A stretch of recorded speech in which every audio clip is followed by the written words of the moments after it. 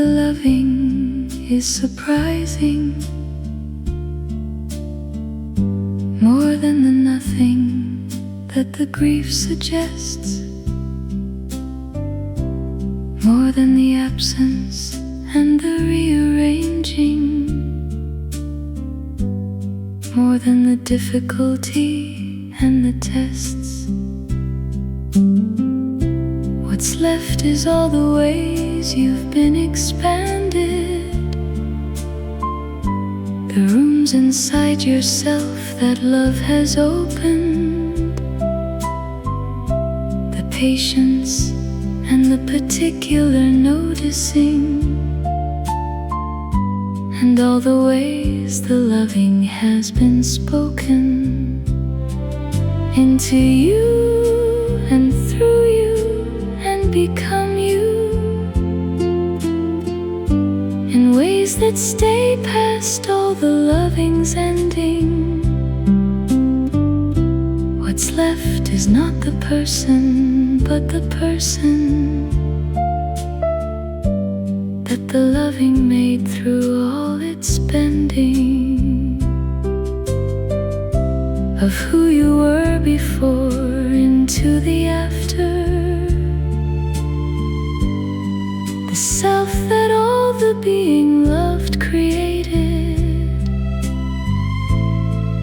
which is more than what you started with, and more than what the grief has understated. What's left is not the person, but the person that the loving made through all its bending. I count what's left on certain quiet evenings, and find the counting has no proper ending.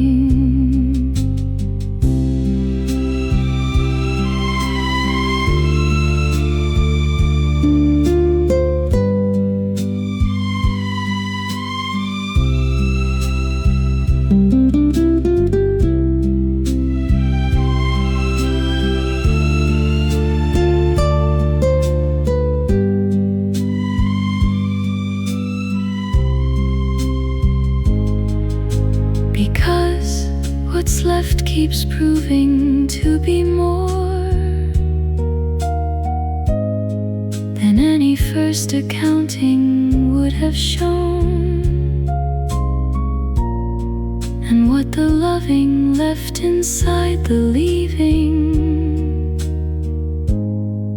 is the most inhabited I've ever known.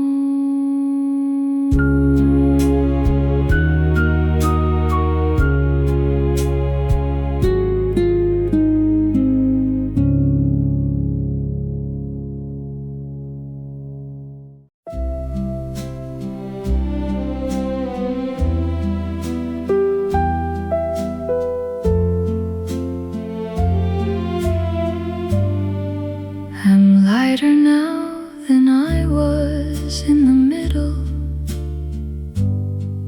which surprised me when I first noticed it. The carrying had been so long a habit that the lightness felt like something didn't fit. I kept expecting the weight to return, the way that weather does without the warning, and stood there in the lighter waiting for it, and found instead a sequence of the morning, going well without the heaviness of all the things the middle had required, and understood that lighter was the after of all the carrying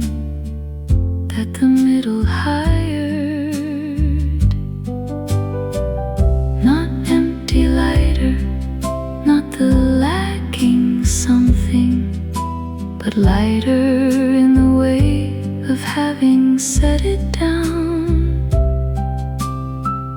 and found the setting down was not the losing, but the finding of the self beneath the gown.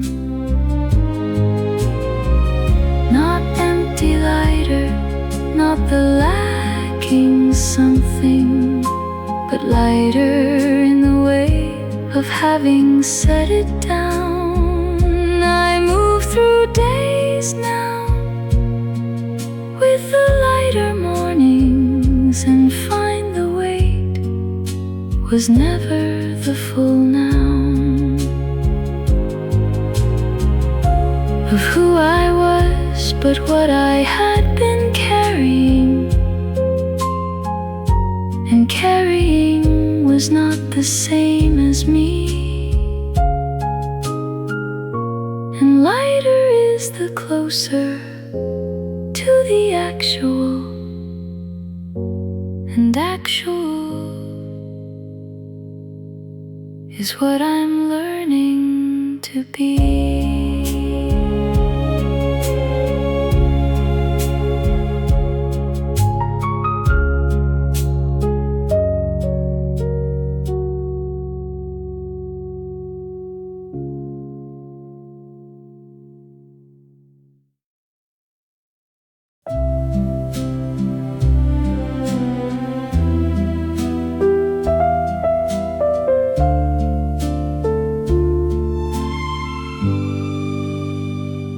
There was a time before I knew your name, when you were moving through the same city, on the same streets, in the same weather, and neither of us knew the other's history. Could have passed 100 times and missed it. A coffee shop, a corner, or a queue,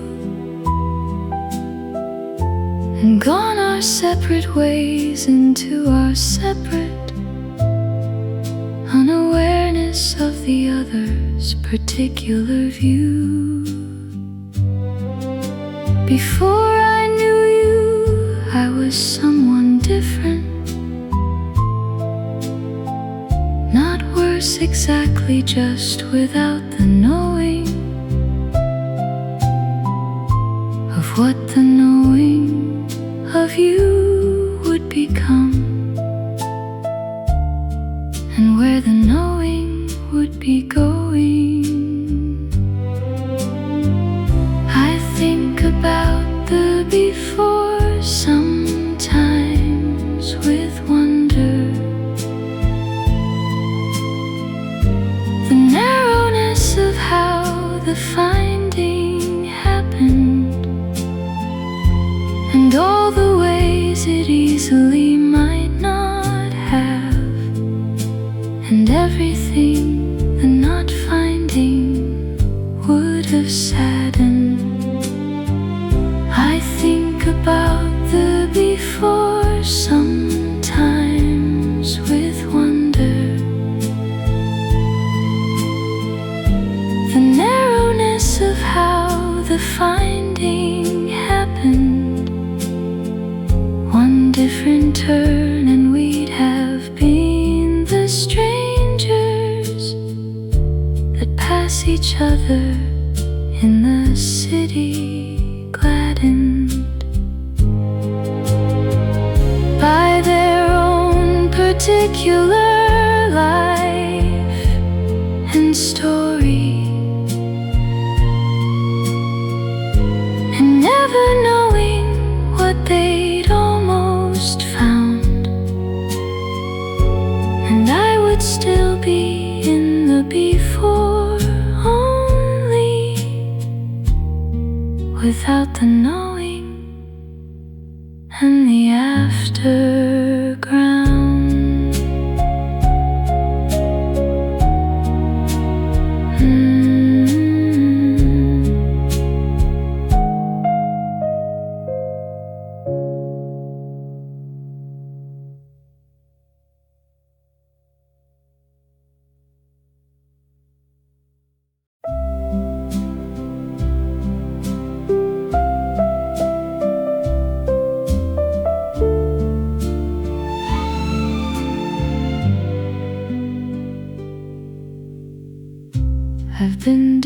developing new habits lately, small ones that belong entirely to me, not inherited from anyone or borrowed, just mine in their particular degree. A certain hour for the certain something, a route that has no history but mine, a coffee shop that doesn't know my story and serves me without reading between the lines. New habits are the building of a new person. New habits are the self-deciding fresh, the ones who make new habits after losing or weaving something back into the mesh. I didn't think I'd be the kind of person who made new habits and found them worth the keeping, but something in the new has been a comfort, the particular mine of what I have been reaping. New habits are the building of a new person. New habits are the self-deciding fresh. I have a Tuesday now that's purely Tuesday, and find the purely mine is for the best. Of all the possible arrangements that a life can make itself into after, and mine has settled into something steady with its own particular Tuesday and its laughter.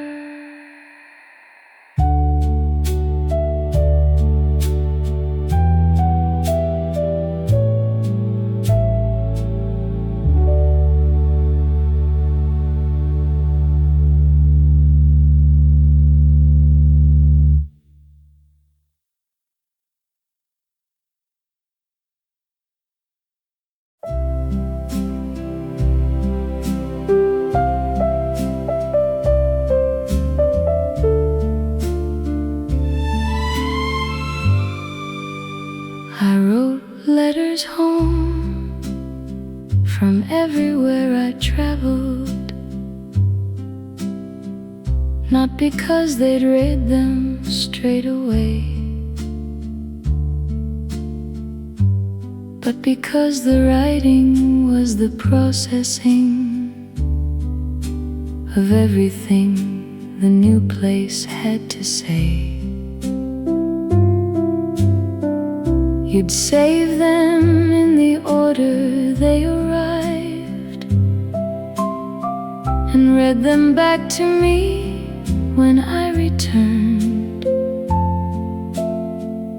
which was its own particular kind of welcome.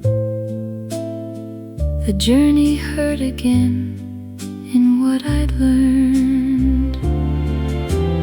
Writing home is talking to your people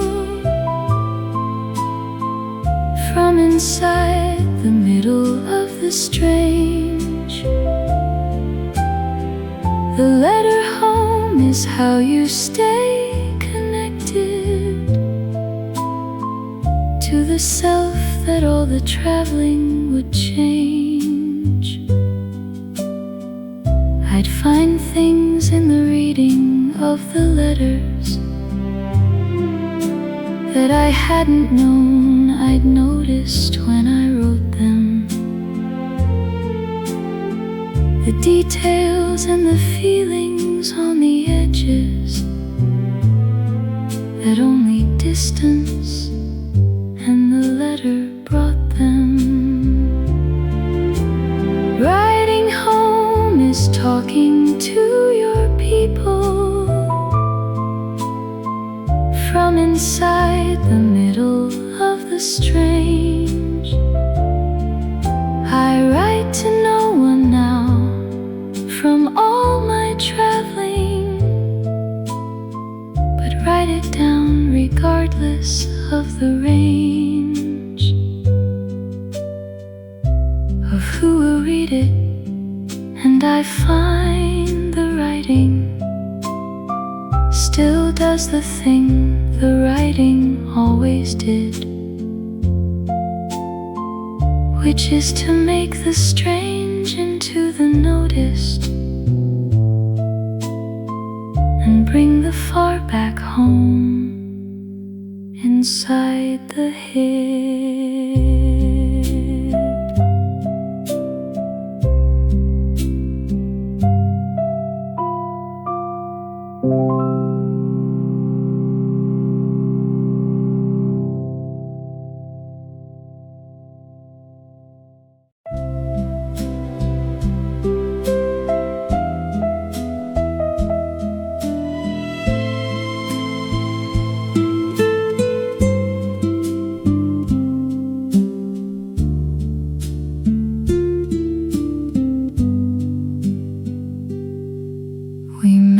It for 2 years, which is something.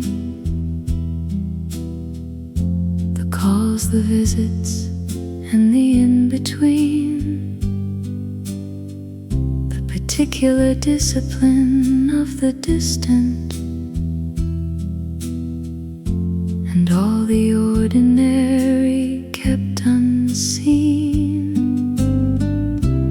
by each other in the daily going, the breakfast and the commute and the evening that we would summarize on Sunday mornings in the particular catching up of leaving. Long distance is a love that earns its keeping.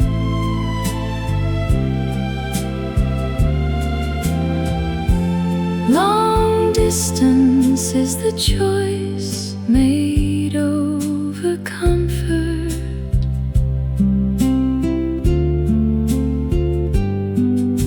The ones who maintain the love across the miles are loving past the easy and the sumptuous.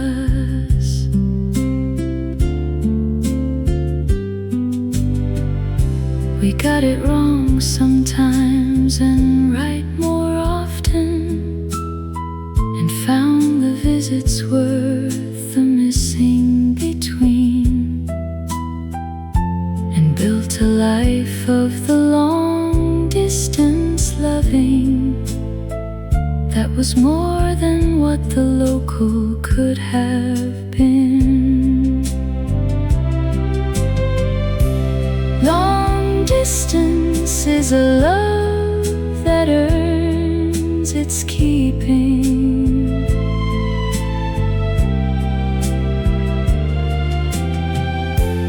Long distance is the choice made over comfort.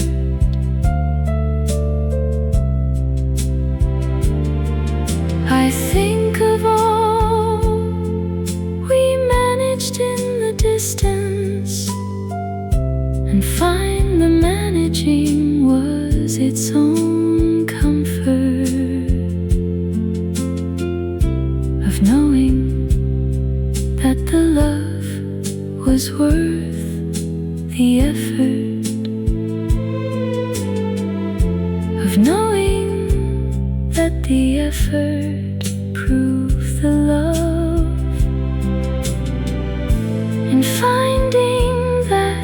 what's difficult and chosen is sometimes more than what is easier.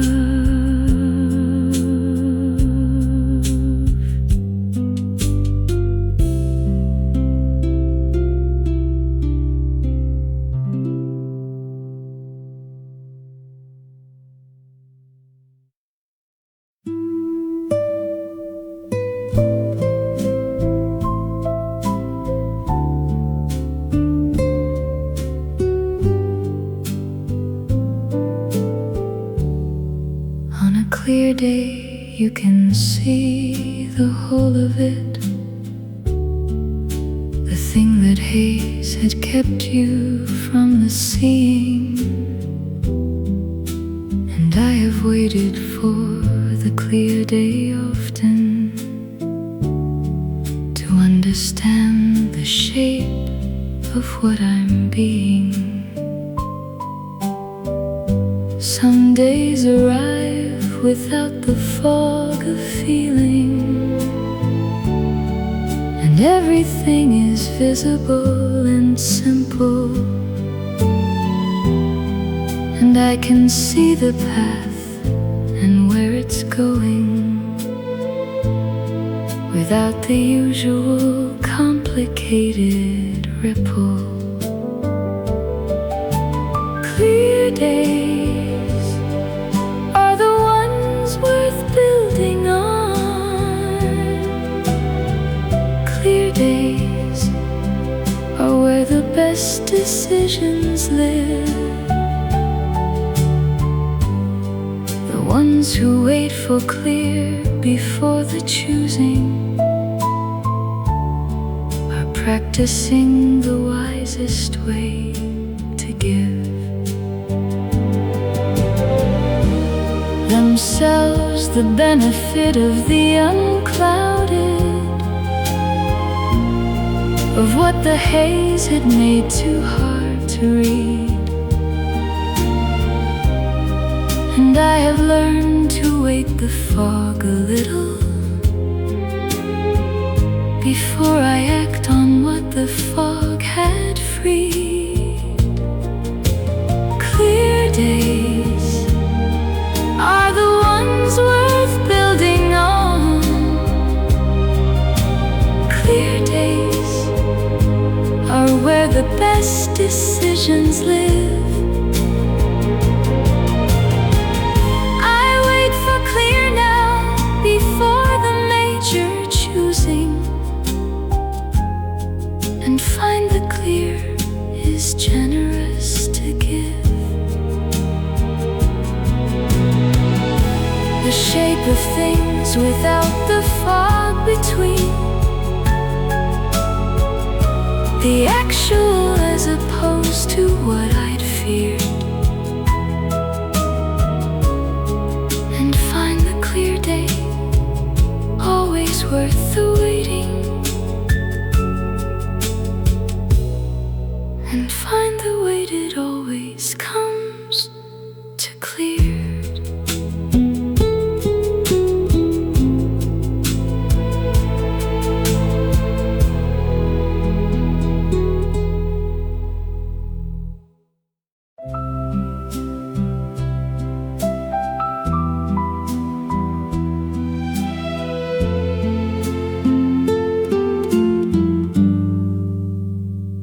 I found a season that belongs to me now,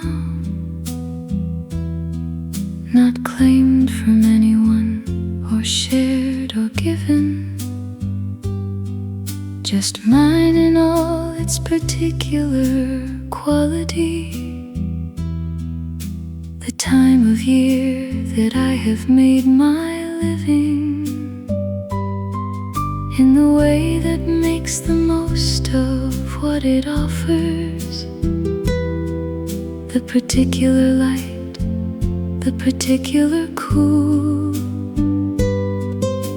and I move through it with an ownership that feels like finally learning a new rule. a season is a kind of growing into the self that chooses its own weather, not born into the preference, but arriving at the particular through the putting together of all the seasons and what each one offers, and finding one that fits the current version of who you are and what you need from weather, and letting it become your own immersion.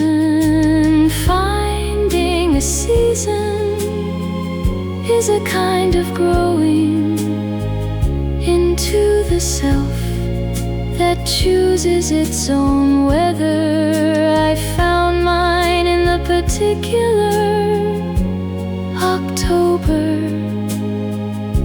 and made it mine in every kind of weather. It rained or cleared or did the in-between thing. October became mine to navigate, and mine is more than borrowed from the loving. Mine is what I found when I could wait.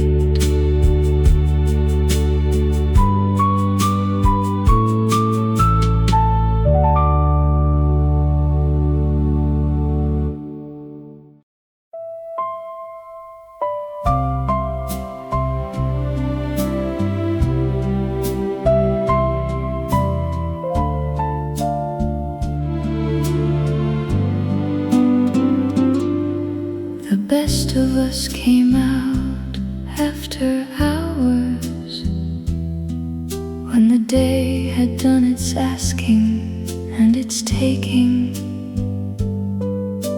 and we were left with just the late remainder of ourselves without the daily undertaking. You'd be funnier after 10 o'clock, and I'd be easier past the evening's business, and something in the late would find us both more ourselves inside the quiet and the stillness. After hours is when the real comes out. After hours is when the guard goes down. The ones who love you in the after hours are loving you without the daily gown.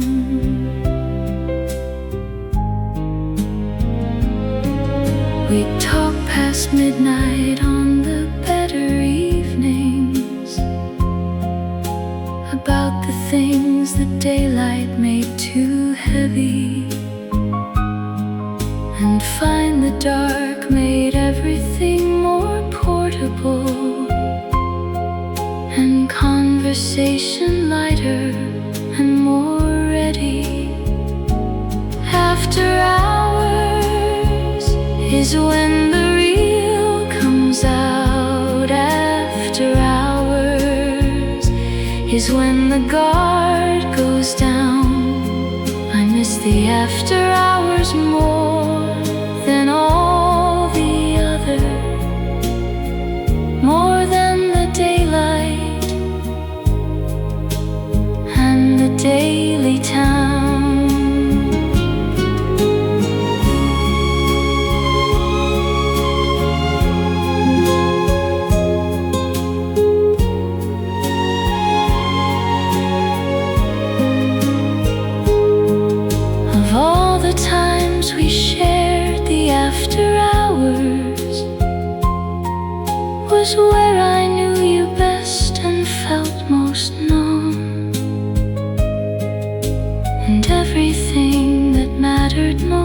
between us was said after hours in the late alone.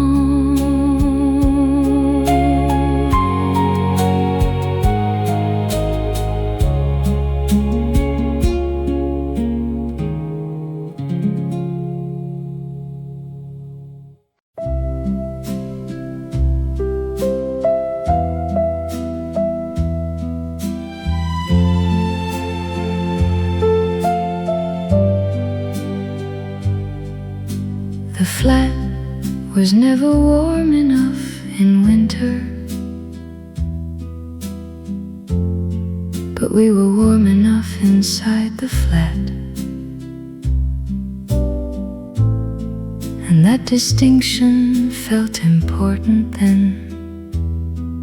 and still feels important looking back at that. The walls were thin and let the cold in sideways, and the heating did its best against the trying.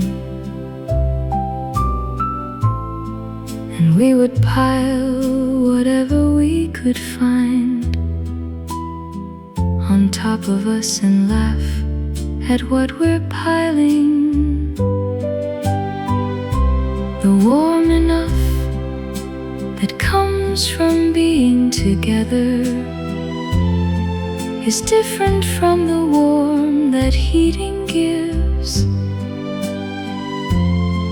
It has a quality the heating cannot purchase, and stays in you past wherever you now lives.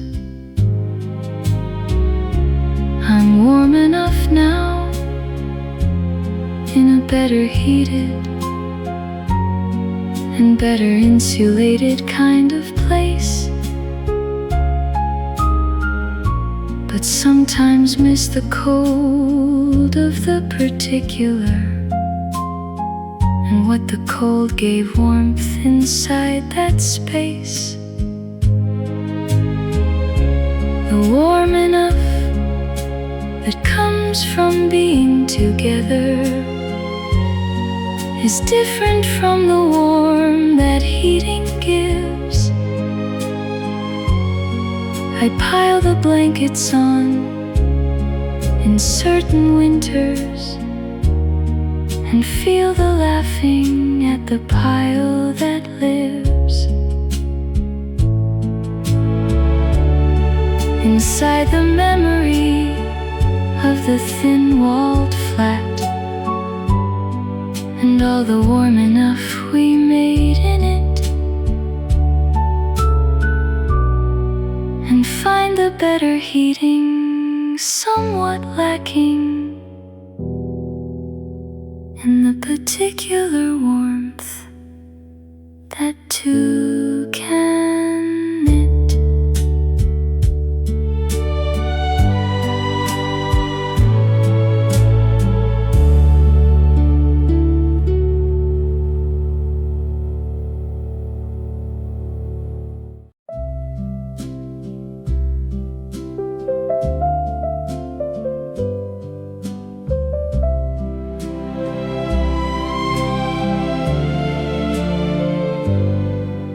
We had a conversation once that finished before it found its natural conclusion and left us both inside the incomplete of what the unsaid does without solution. I've carried the unfinished of it with me through seasons and through rooms and through the after. And sometimes in the quiet I can hear it approaching its conclusion in the rafter. Some things are better left without the conversations heal inside the open. The unfinished word between two people is sometimes more than what has been well spoken. I've made my peace with what was left suspended between the said and what we didn't say, and found the incomplete is its own something that asks for nothing more than being okay. Some things are better left without the ending. Some conversations heal inside the open. I hold the unfinished like a kindness given, and find it whole in ways I haven't broken into something needing resolution.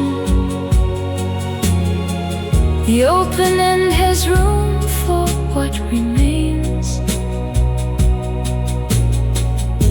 and what remains is more than any ending,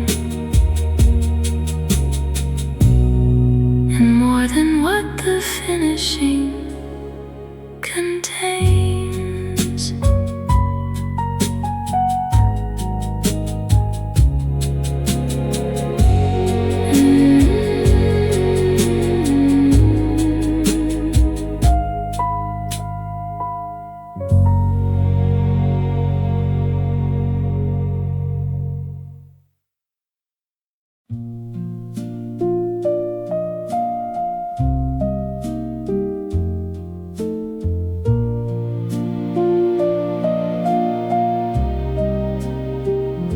At this same hour, somewhere you are doing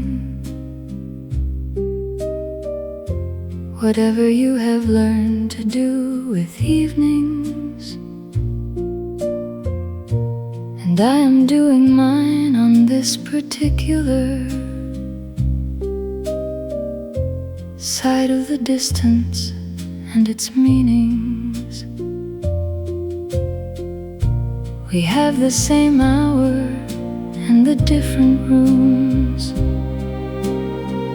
and everything the same hour holds between us. The light, the cooling, and the day's conclusion, and all the ordinary that convenes us. Same hour, different worlds, the same sky overhead. Same hour and the distance in between. Same hour is the closest that I get now to being in the same place we have been.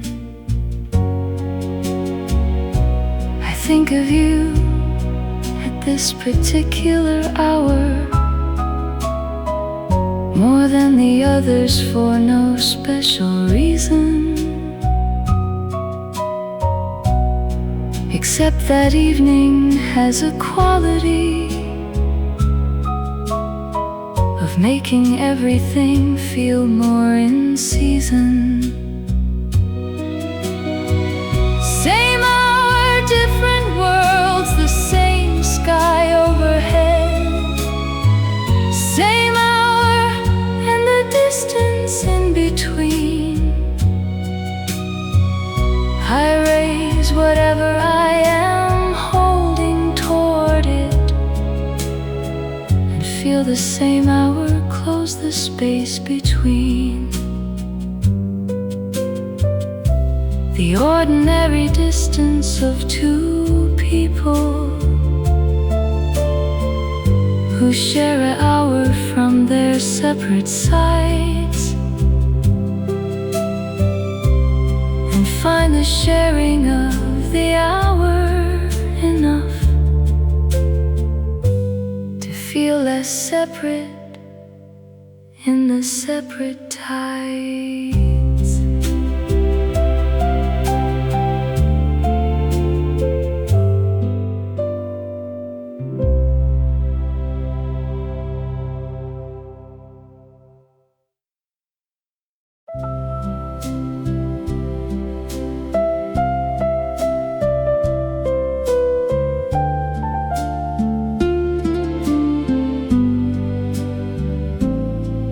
What's left after the loving is surprising, more than the nothing that the grief suggests, more than the absence and the rearranging, more than the difficulty and the tests. What's left is all the ways you've been expanded, the rooms inside yourself that love has opened, the patience and the particular noticing, and all the ways the loving has been spoken into you and through you and become you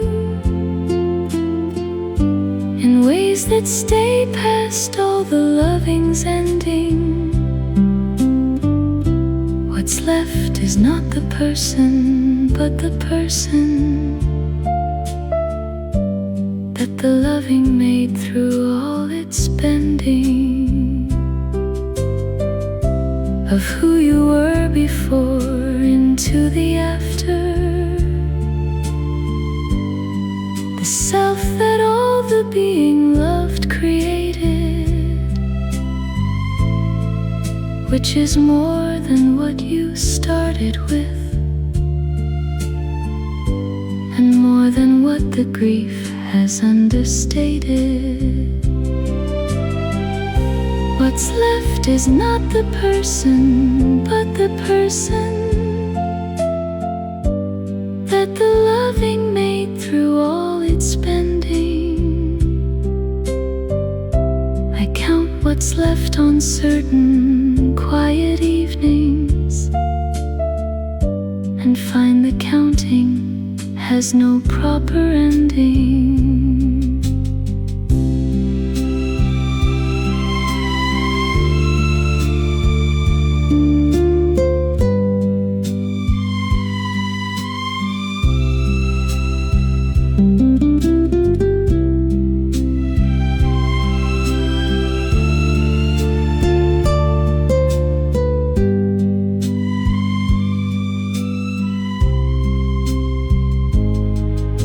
Because what's left keeps proving to be more than any first accounting would have shown. And what the loving left inside the leaving is the most inhabited I've ever known.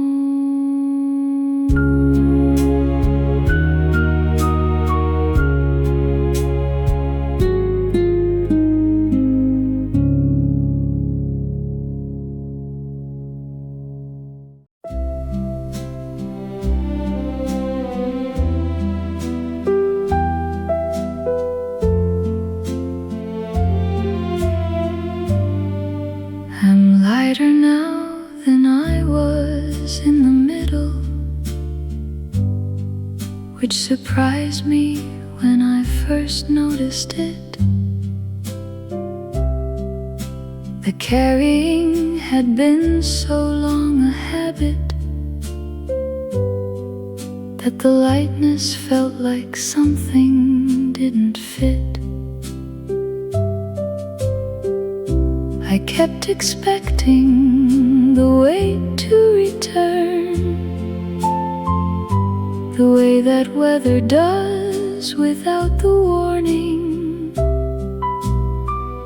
and stood there in the lighter waiting for it,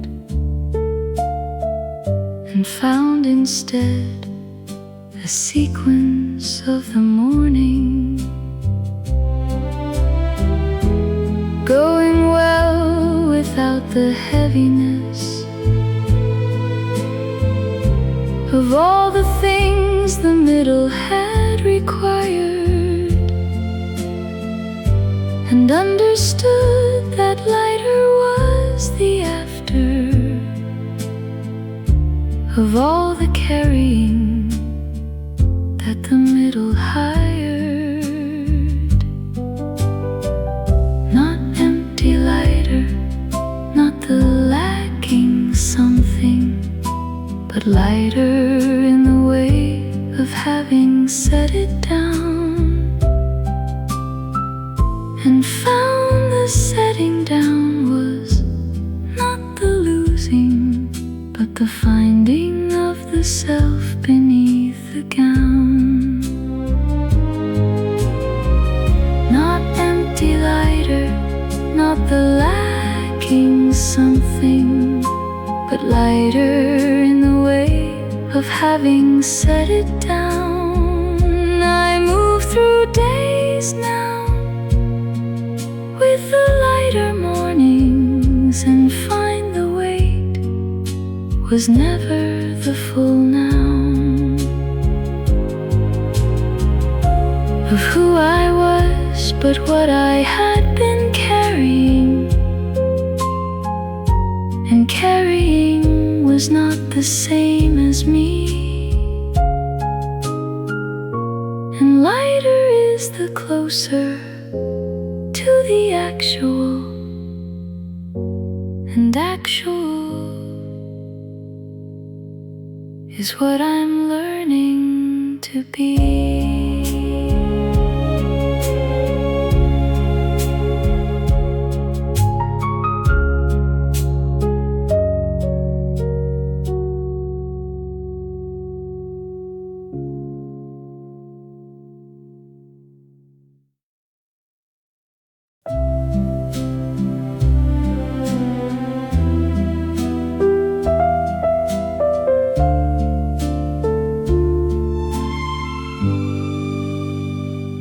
There was a time before I knew your name, when you were moving through the same city, on the same streets, in the same weather, and neither of us knew the other's history. Could have passed 100 times and missed it. A coffee shop, a corner, or a queue, and gone our separate ways into our separate unawareness of the other's particular view. Before I knew you, I was someone different, not worse exactly, just without the knowing of what the knowing of you would become, and where the knowing would be going. I think about the before sometimes with wonder, the narrowness of how the finding happened, and all the ways it easily might not have, and everything the not finding would have saddened. I think about the before sometimes with wonder, the narrowness of how the finding happened. One different turn and we'd have been the strangers that pass each other in the city, gladdened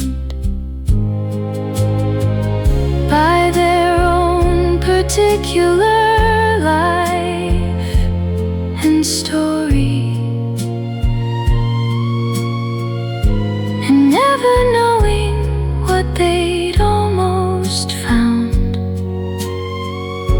And I would still be in the before only,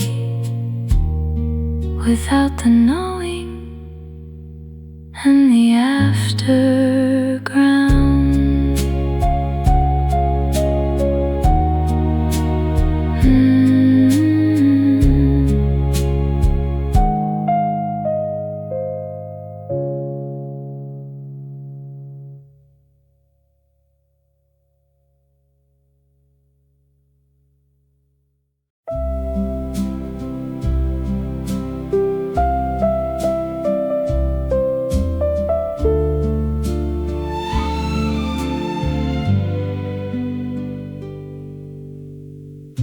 I've been developing new habits lately, small ones that belong entirely to me, not inherited from anyone or borrowed, just mine in their particular degree. A certain hour for the certain something, a route that has no history but mine, a coffee shop that doesn't know my story and serves me without reading between the lines. New habits are the building of a new person. New habits are the self-deciding fresh, the ones who make new habits after losing or weaving something back into the mesh. I didn't think I'd be the kind of person who made new habits and found them worth the keeping. But something in the new has been a comfort, the particular mine of what I have been reaping. New habits are the building of a new person. New habits are the self-deciding fresh. I have a Tuesday now that's purely Tuesday, and find the purely mine is for the best. Of all the possible arrangements that a life can make itself into after, and mine has settled into something steady with its own particular Tuesday and its laughter.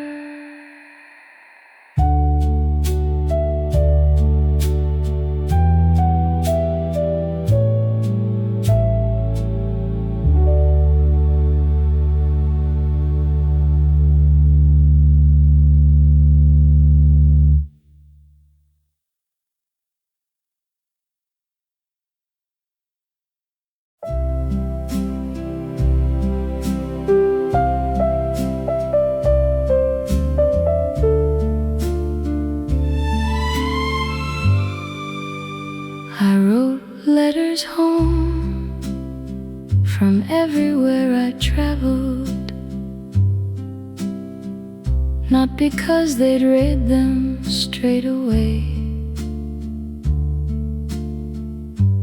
but because the writing was the processing of everything the new place had to say. You'd save them in the order they arrived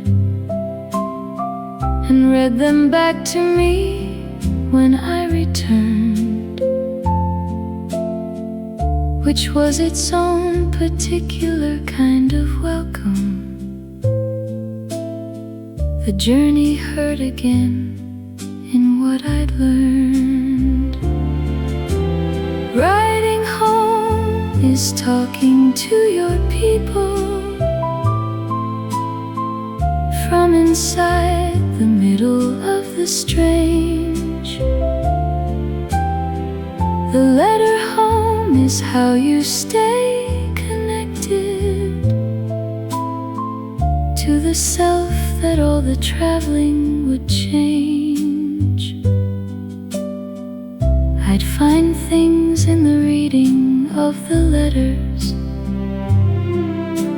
that I hadn't known I'd noticed when I wrote them. The details and the feelings on the edges that only distance and the letter brought them. Writing home is talking to your people from inside the middle of the strange. I write to no one now from all my traveling, but write it down regardless of the range of who will read it. And I find the writing still does the thing the writing always did, which is to make the strange into the noticed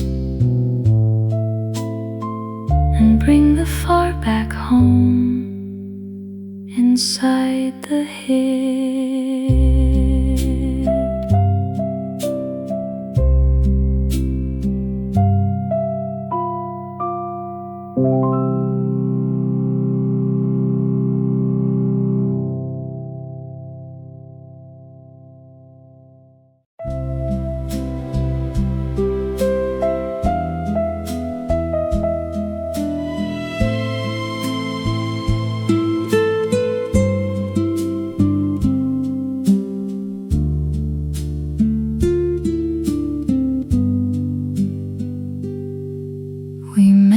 It for 2 years, which is something.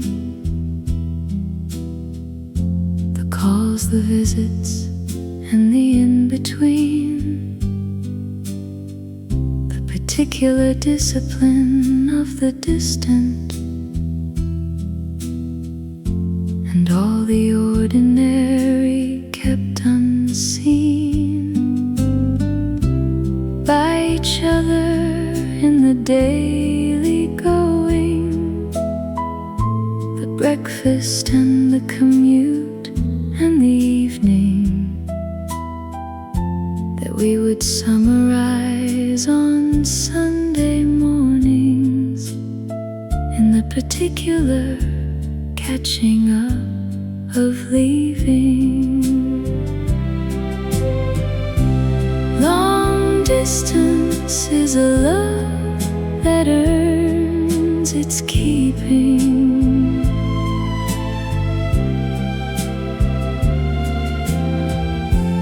Long distance is the choice made over comfort.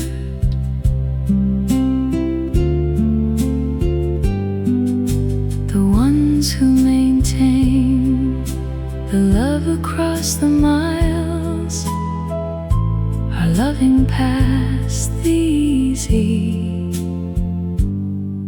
and the sumptuous.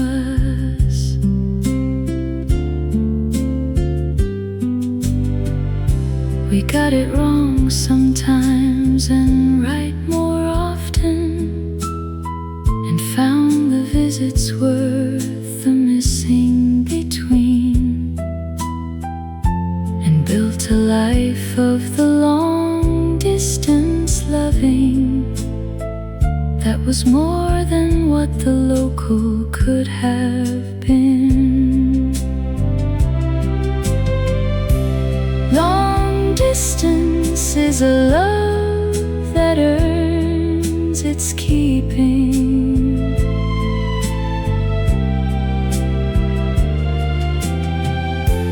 Long distance is the choice made over comfort.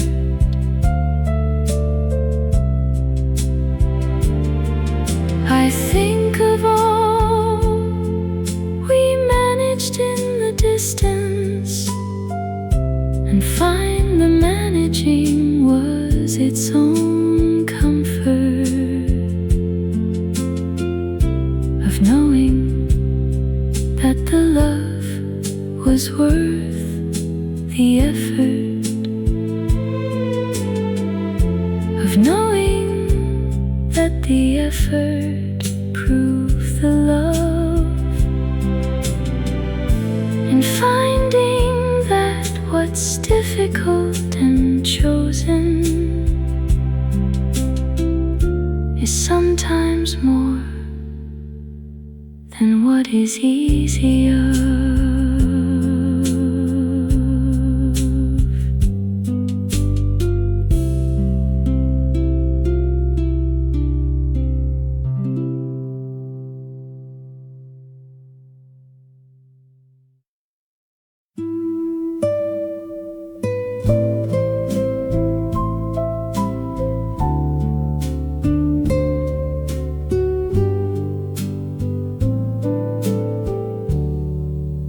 Clear day, you can see the whole of it,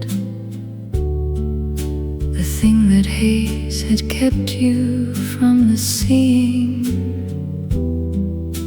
And I have waited for the clear day often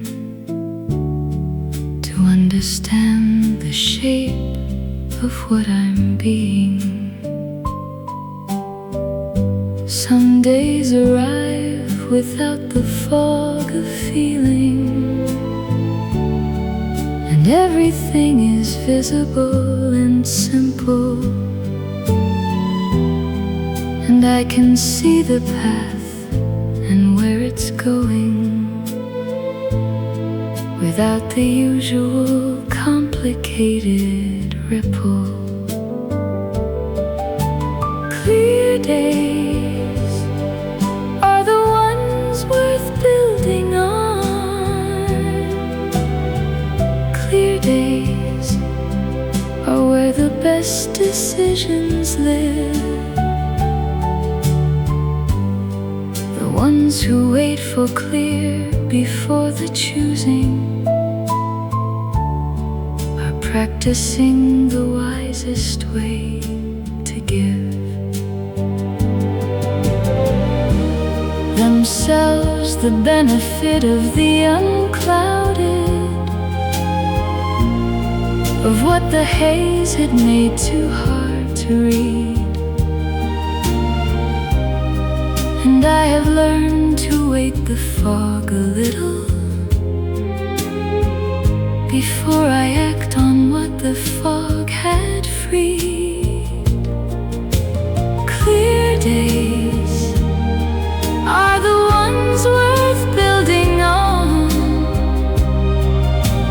Clear days are where the best decisions live.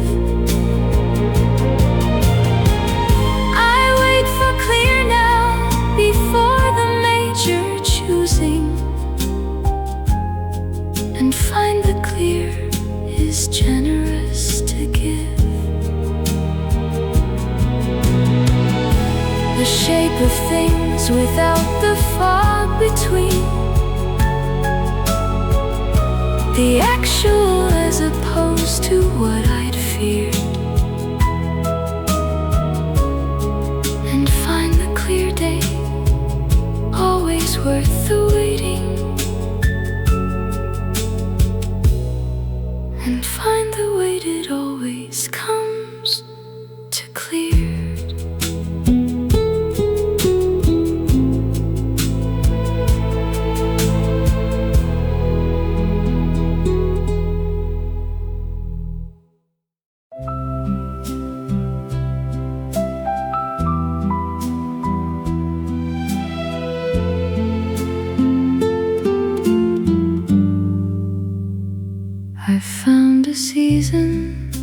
belongs to me now, not claimed from anyone or shared or given, just mine in all its particular quality. The time of year that I have made my living, in the way that makes the most of what it offers, the particular light, the particular cool, and I move through it with an ownership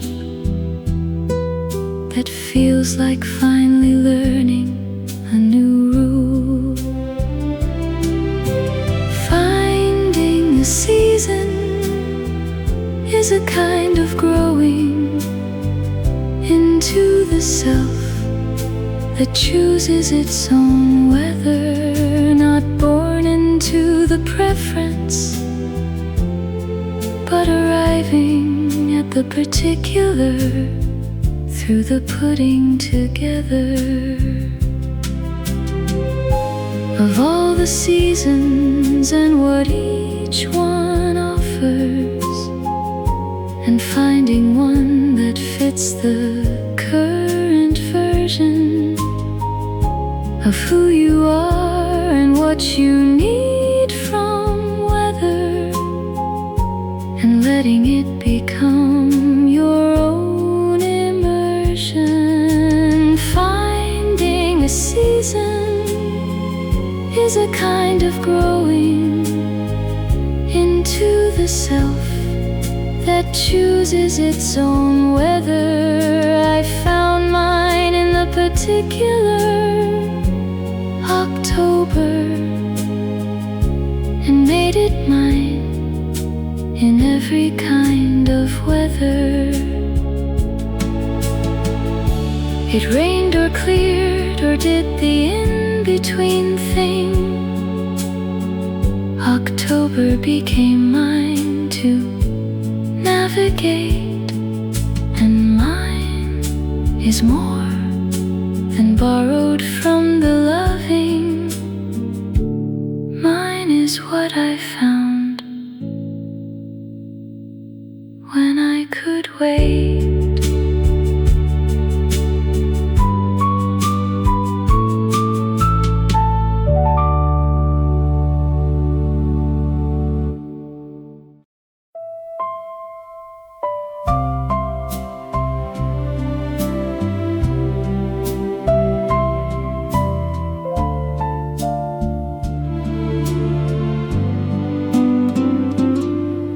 The best of us came out after hours, when the day had done its asking and its taking, and we were left with just the late remainder of ourselves without the daily undertaking. You'd be funnier after 10 o'clock, and I'd be easier past the evening's business, and something in the late would find us both more ourselves inside the quiet and the stillness. After hours is when the real comes out. After hours is when the guard goes down. The ones who love you in the after hours are loving you without the daily gown.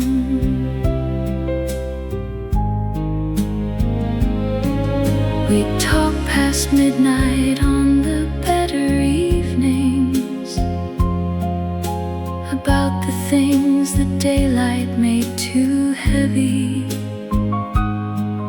and find the dark made everything more portable, and conversation conversation lighter and more ready. After hours is when the real comes out. After hours is when the guard goes down. I miss the after hours more than all the other, more than the daylight and the daily town.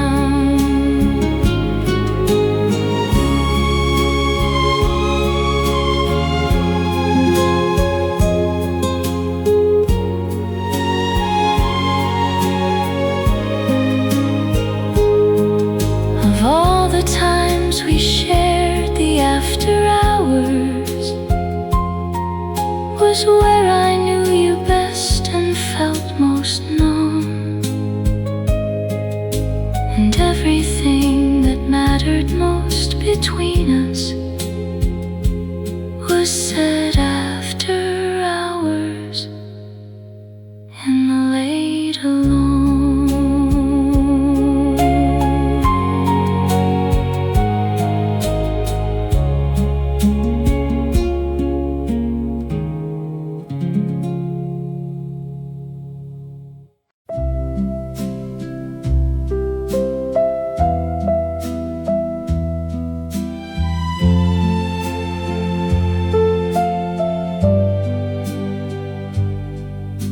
The flat was never warm enough in winter,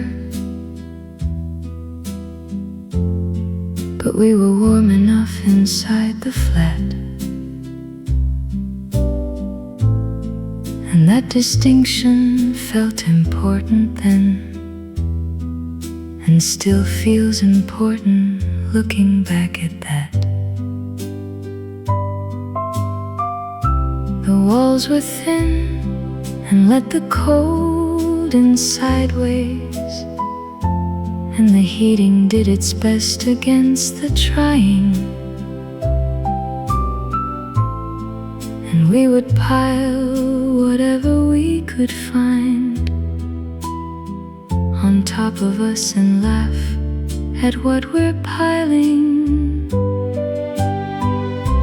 The warm enough that comes from being together is different from the warmth that heating gives. It has a quality the heating cannot purchase, and stays in you past wherever you now lives. I'm warm enough now in a better heated and better insulated kind of place, but sometimes miss the cold of the particular and what the cold gave warmth inside that space. The warm enough that comes from being together is different from the warmth that heating gives. I pile the blankets on in certain winters and feel the laughing at the pile that lives. Inside the memory of the thin-walled flat and all the warm enough we made in it, and find the better heating somewhat lacking in the particular warmth that two can knit.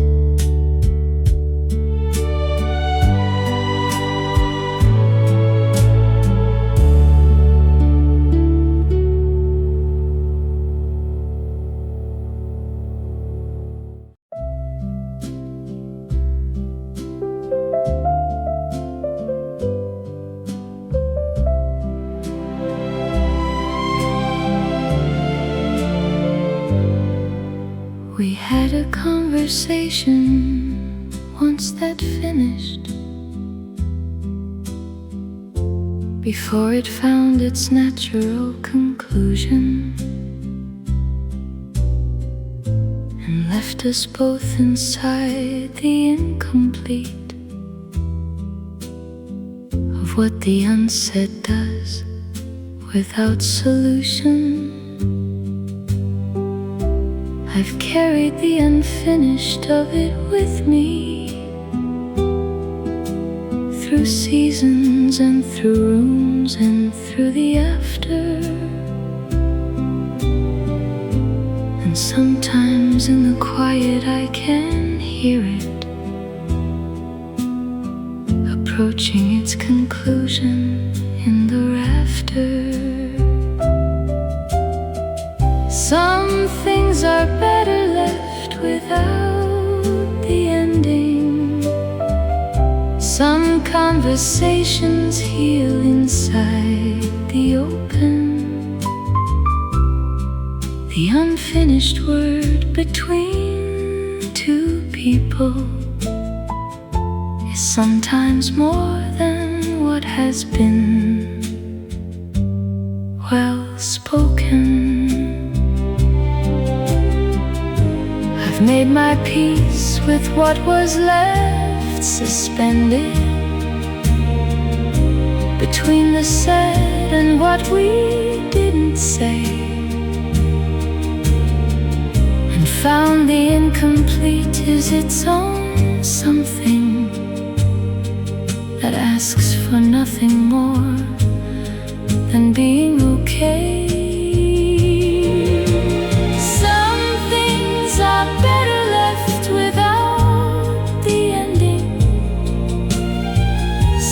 Conversations heal inside the open. I hold the unfinished like a kindness given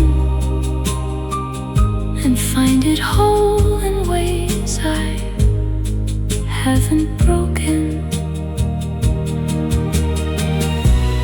into something needing resolution. The open end has room for what remains,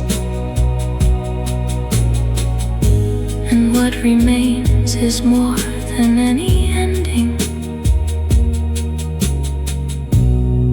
and more than what the finishing contains.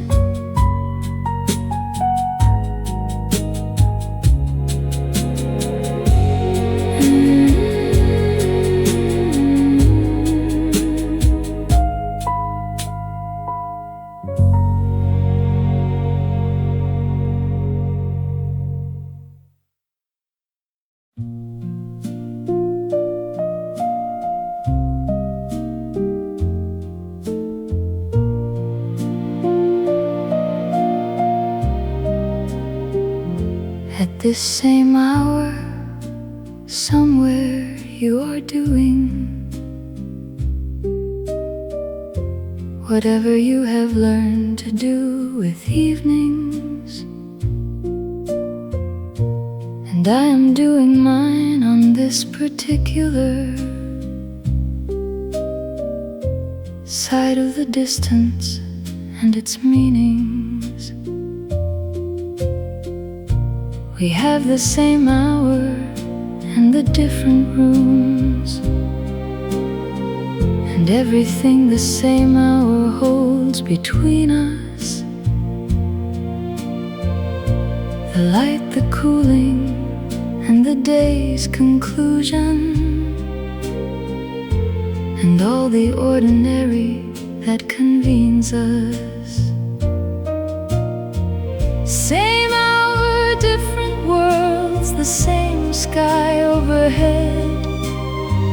Same hour and the distance in between. Same hour is the closest that I get now